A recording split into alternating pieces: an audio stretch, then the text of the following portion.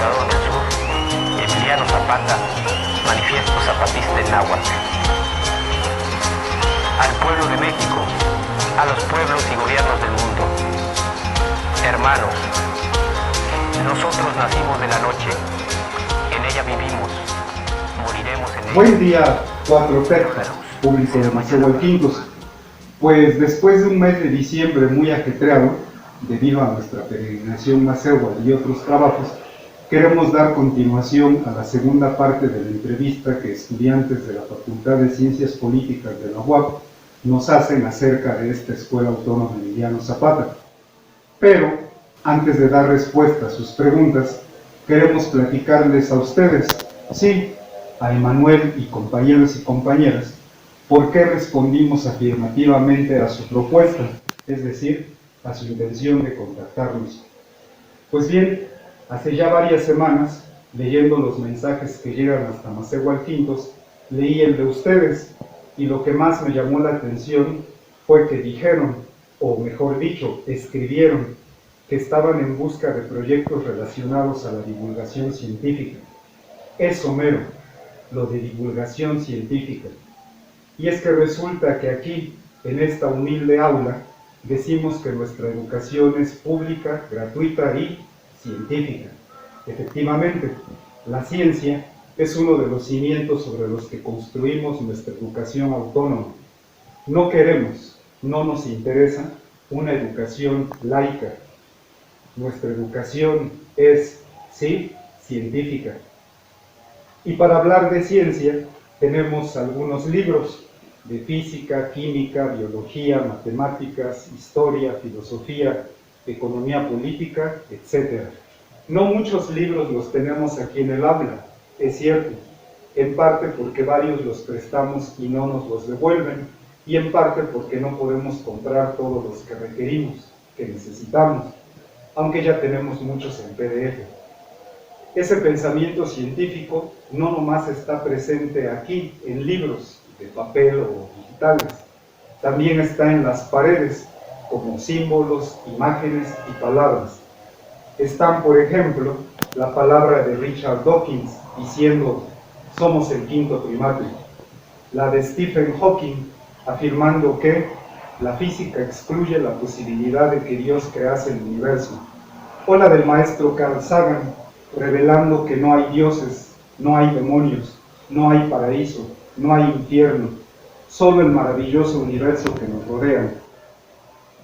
Pero lo más importante de nuestro trabajo en la divulgación científica se da cuando en esta aula hablamos, platicamos, dialogamos con niños, jóvenes y adultos que hasta aquí llegan acerca de qué es la luz, de por qué tiembla la tierra, de por qué llueve, de la fuerza de gravedad, del espectro electromagnético, de la radioactividad, de por qué hay ricos y pobres, de la lucha de clases, del origen del Estado, la familia y la propiedad privada, de la plusvalía, de la oferta y la demanda, del capitalismo, del libre mercado, del sistema mundo, de si existen milagros, las brujas, los nahuales, el muerto, la llorona, los ángeles, los vampiros, Santa Claus, los Reyes Magos.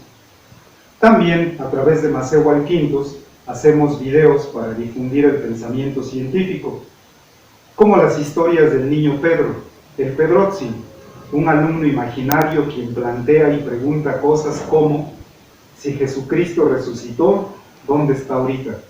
Que si el pan y el vino pueden transformarse en su carne y sangre, que si pudo ser concebido sin espermatozoide de por medio. En fin, que a lo largo de 16 años hasta esta aula han llegado muchas personas, pero pocos, muy pocos, al parecer, se han dado cuenta de la importancia de la ciencia en nuestra lucha, aquí en este municipio de Huitziltepec, en la Mixteca poblana.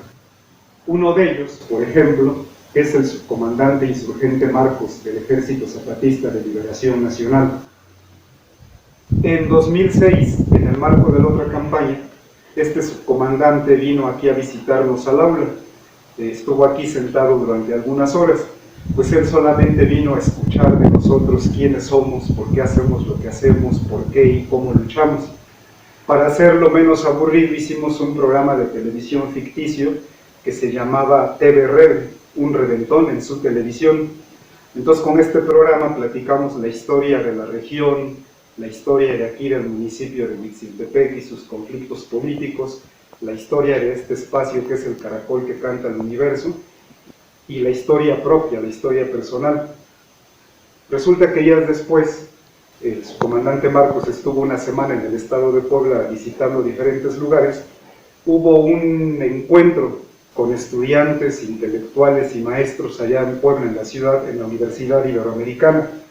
Bueno, pues resulta que esa vez en su participación el subcomandante da respuesta a una pregunta que es ¿qué tan grande es el mundo? Y entonces él va diciendo el nombre de cada uno de los pueblos, comunidades que visitó, y va diciendo lo que él vio, o sea, por qué lucha la gente que está ahí. Y cuando llegó el turno de Huitziltepec, sus palabras del subcomandante textualmente dijo: en Huitziltepec, desde una escuelita autónoma, una televisión rebelde transmite una verdad. El mundo es tan grande que cabe la historia de la comunidad y su afán y lucha por seguir asomándose al universo con dignidad. Y es que sí, de eso trata todo esto que hacemos aquí, de asomarnos al universo, pero con dignidad. Además de divulgar las contribuciones que hombres y mujeres han hecho a la ciencia en diferentes lugares y fechas, nosotros, desde aquí, tenemos una aportación propia.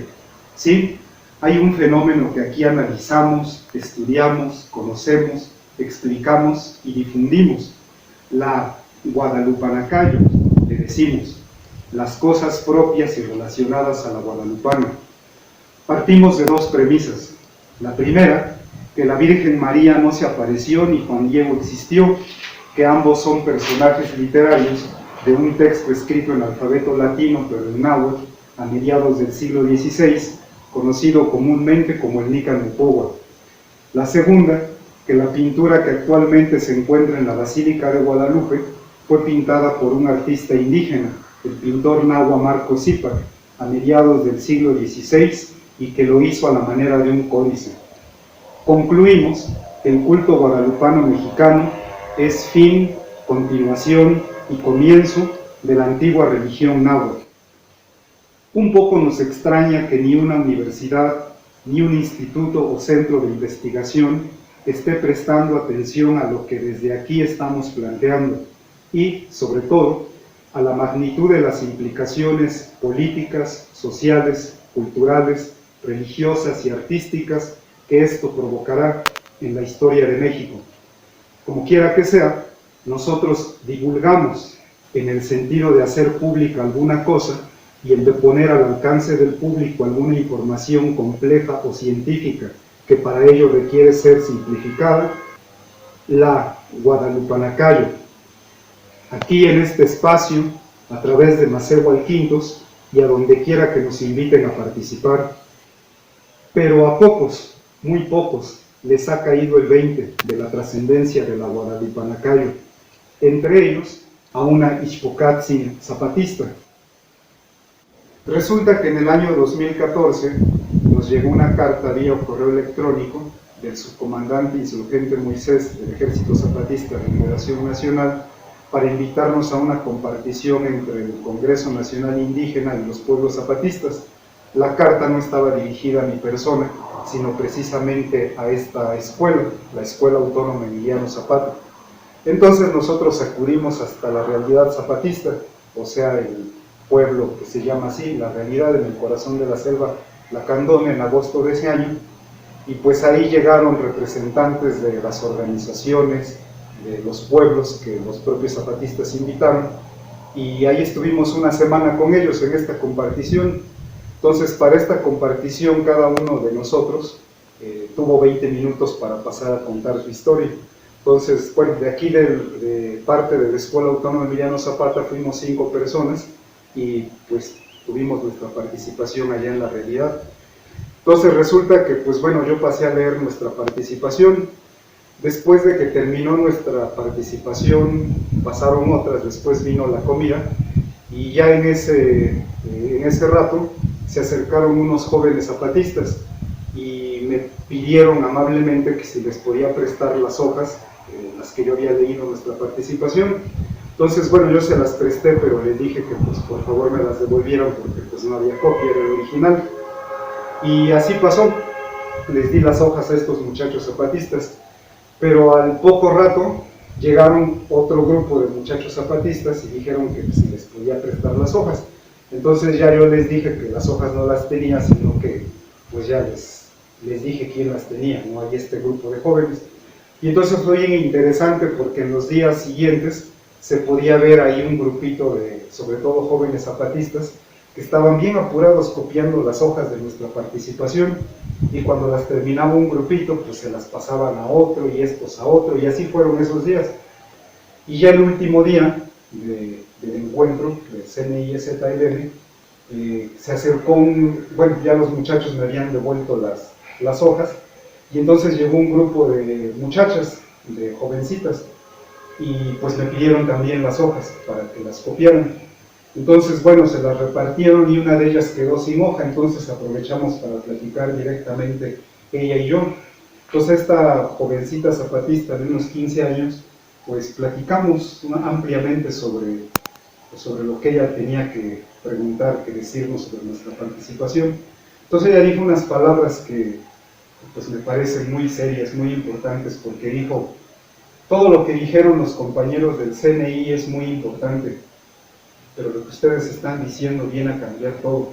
Y se refería a todo este asunto de la Guadalupanacaya, o sea, todo este estudio que hemos hecho sobre la Guadalupana, porque ahí también lo expresamos, lo planteamos. Y entonces yo le pregunté a esta chava zapatista, ¿cómo que viene a cambiar todo? Y ella dijo, sí, viene a cambiar todo. Y entonces pasó a explicarme por qué ella, desde su perspectiva, pues pensaba, veía que esto que estamos planteando sobre la Guadalupana, pues viene a dar pues no sé, un giro, pues viene a provocar algo muy grande en la historia de México. Así las cosas por aquí. Esto es lo que tenemos que decir en cuanto a la divulgación científica y nuestra educación científica en esta Escuela Autónoma Emiliano Zapata. Ya lo dijimos antes, pero lo reitero ahora: las ciencias, las artes y nuestra historia como pueblo náhuatl es lo que tenemos para levantar un mundo nuevo, mejor, un mundo donde quepan todos nuestros mundos. Y próximamente, en unos días, saldrá la tercera y última parte de esta entrevista, en la que daremos respuesta a las preguntas que nos han planteado estos estudiantes de la ciencia política de la UAP. Mientras tanto, un saludo y nos vemos. Hasta la próxima. Para todos la luz, para todos todo.